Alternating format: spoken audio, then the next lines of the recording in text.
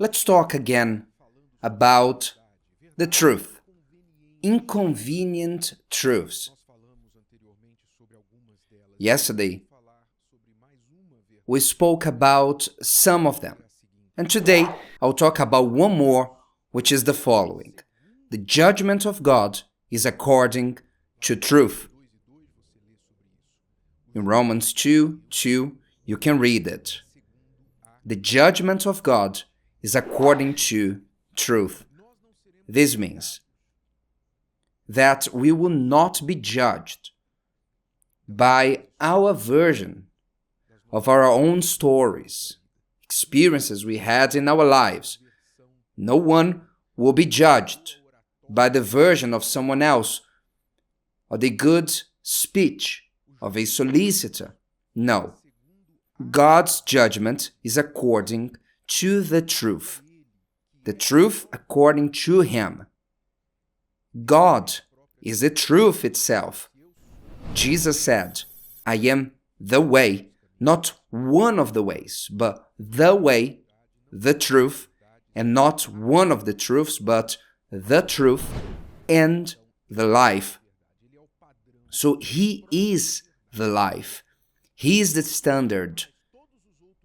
Every other fact is judged by this truth, by Him, because He's the truth itself.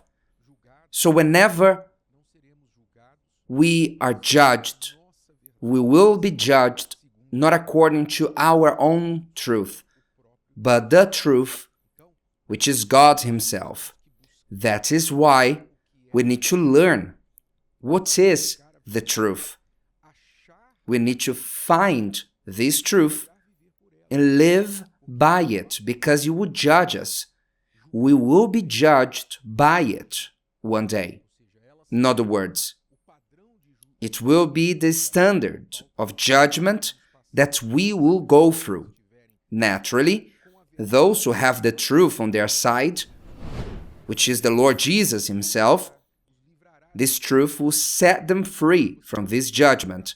That's why you need to seek this truth. This is one of the reasons out of many. So it is important to have this awareness, because we live in a time when the expression "my truth" has become a trend. You hear a lot when people arguing about topics, people's opinions on the internet, and they say, this is my truth. Now, it is essential to know that when someone says, my truth, this truth is probably a lie. Your truth, my truth, is probably a lie, or just a point of view, which it doesn't mean that is the truth. Remember, the point of view is a point. It's not 360 degrees view. It is a point of view. Rarely is it the truth. So people confusing point of view with truth is self-deception. It is a lack of thinking, because a point of view cannot see all other things, all other 359 points of view of a situation. Well, dear friends, my truth and your truth probably is a lie, because the truth is immutable. The truth is real. The truth is what it is.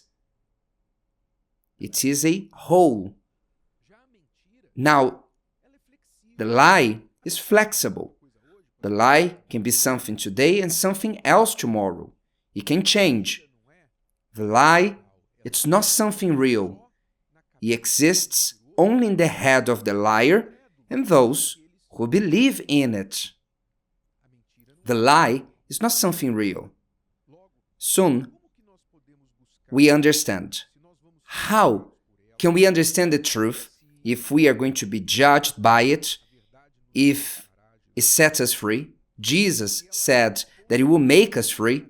If it points out the direction towards salvation, if it will set us free in the day of judgment, how can we find the truth? If there's only one truth, the truth, how can we find it?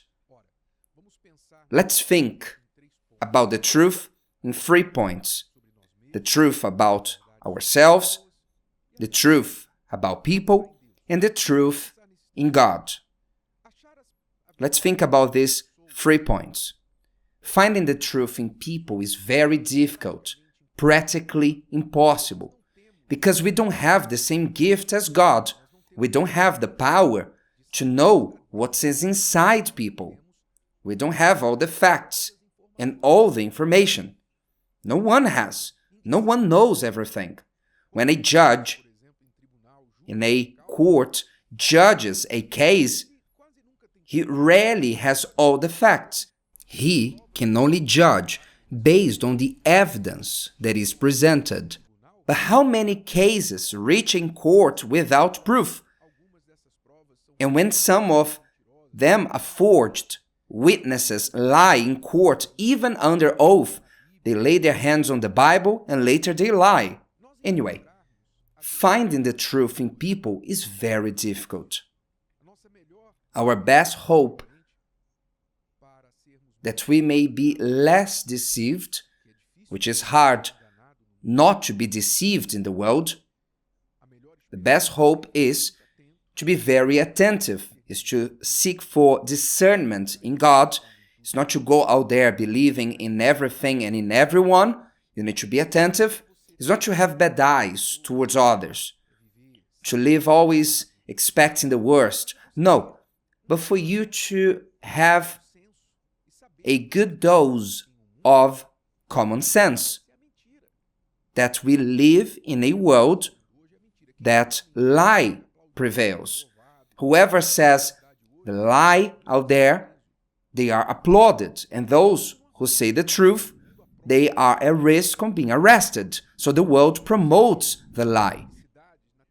You see advertisements on the TV that in every 10 advertisements that you see on the TV, how many are true?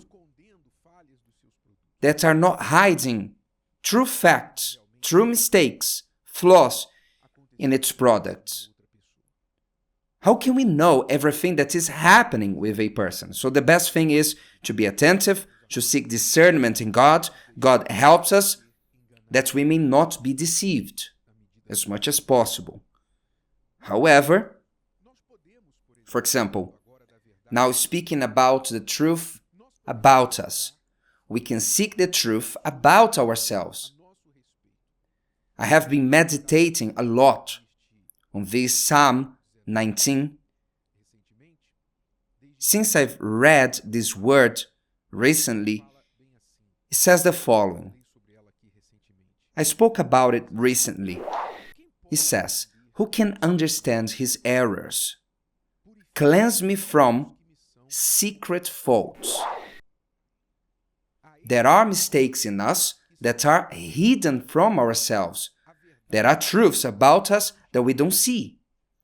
So this search for the truth within us is very important. For example, I said this numerous times. During my first 12 years of marriage, I was convinced I was right, but I was sincerely wrong. But thank God that He showed me my mistakes. They were hidden to me. Why? Because I sought it. So we need to search the truth about us.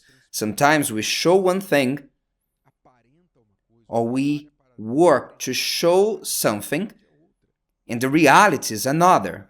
There is a lack of sincerity, a lack of truth, a lack of faith in the actual condition. You can only recover from your situation when you face your actual condition. If you are proud, a liar, if you are a lazy person, if you take advantage of others, you have a bad character, The first thing is to recognize that this is the truth about yourself. This is a fact. As hurtful, unpleasant it might be, if it is true, you need to face it, because only then you will be able to do something about it. And this you can do.